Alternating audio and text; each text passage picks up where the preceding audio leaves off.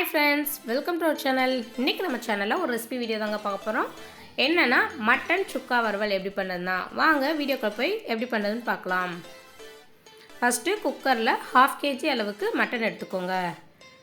நல்லா கொழுப்பும் கறியுமா சேர்ந்தது எடுத்துக்கோங்க. அப்பதான் டேஸ்ட் நல்லா இருக்கும். அதில் 1/2 ஸ்பூன் அளவுக்கு இஞ்சி பூண்டு பேஸ்ட் சேர்த்துக்கோங்க. கூடவே மஞ்சத்தூள் ஒரு 1/2 ஸ்பூன் சேர்த்துக்கோங்க. நெக்ஸ்ட்டு ஒரு 1/2 ஸ்பூன் அளவுக்கு மிளகாத்தூள் சேர்த்துக்கோங்க. ஒரு 1/2 ஸ்பூன் அளவுக்கு மல்லித்தூள் சேர்த்துக்கோங்க. கூடவே ஒரு 1/2 ஸ்பூன் அளவுக்கு கரம் மசாலா சேர்த்துக்கோங்க. இப்போது தண்ணி கறி மூழ்கிற அளவுக்கு சேர்த்துக்கோங்க. ரொம்ப தண்ணி சேர்த்துடாதீங்க. மசாலா கம்மியாக தாங்க சேர்க்கணும், ஏன்னா நம்ம ரோஸ்ட் பண்ணையில் வேறு கொஞ்சம் சேர்ப்போம். இந்த ஸ்டேஜில் தேவையான அளவு உப்பு சேர்த்துக்கோங்க. சேர்த்து லிட் போட்டு க்ளோஸ் பண்ணி வேக வச்சுக்கோங்க. 6 விசில் கிட்ட எடுத்து விட்டுக்கோங்க.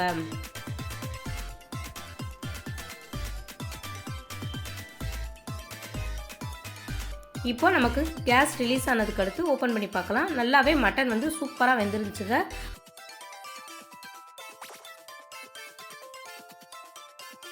இப்போ ஸ்டவ் ஆன் பண்ணி பேன் வச்சு ஆயில் சேர்த்துக்கோங்க. அதில் 1 ஸ்பூன் அளவுக்கு ஜீரகம், 1/2 ஸ்பூன் அளவுக்கு சோம்பு, கூடவே ஒரு காஞ்ச வத்தல் சேர்த்து கொஞ்சமாக ஒரு கொத்து கருவேப்பிலை சேர்த்து கட் பண்ணி வச்சுருந்த 100 கிராம் அளவுக்கு சின்ன வெங்காயம் சேர்த்துக்கோங்க. சின்ன வெங்காயம் நல்லா டேஸ்ட்டாக இருக்குங்க. நீங்கள் பெரிய வெங்காயம் சேர்க்கனாலும் சேர்த்துக்கலாம். நல்லா மிக்ஸ் பண்ணி விடுங்க. நல்லா கலர் சேஞ்ச் ஆனதுக்கடுத்து 1/2 ஸ்பூன் அளவுக்கு இஞ்சி பூண்டு பேஸ்ட்டு சேர்த்து அதோட ரா ஸ்மெல் போகிற வரையும் வதக்கி விடுங்க. நெக்ஸ்ட்டு மல்லித்தூள் ஒரு 1/2 ஸ்பூன்,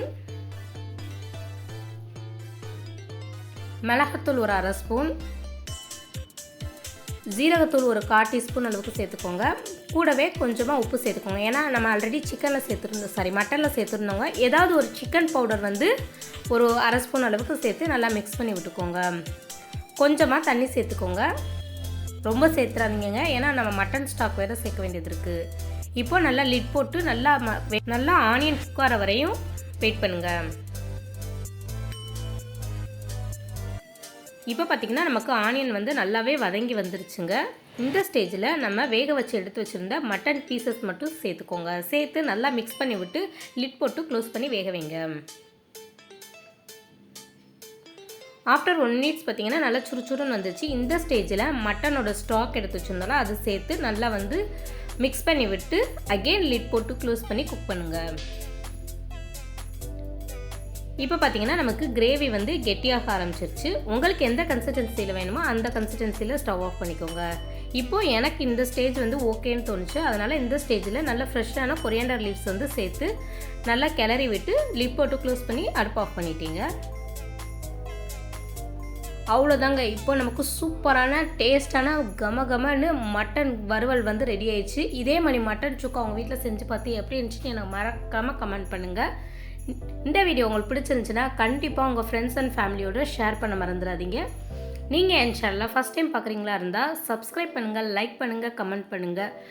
மறக்காமல் பெல் பட்டனை கிளிக் பண்ணி ஆளுங்கிற ஆப்ஷனை கொடுங்க. தேங்க்யூ ஃபார் வாட்சிங்.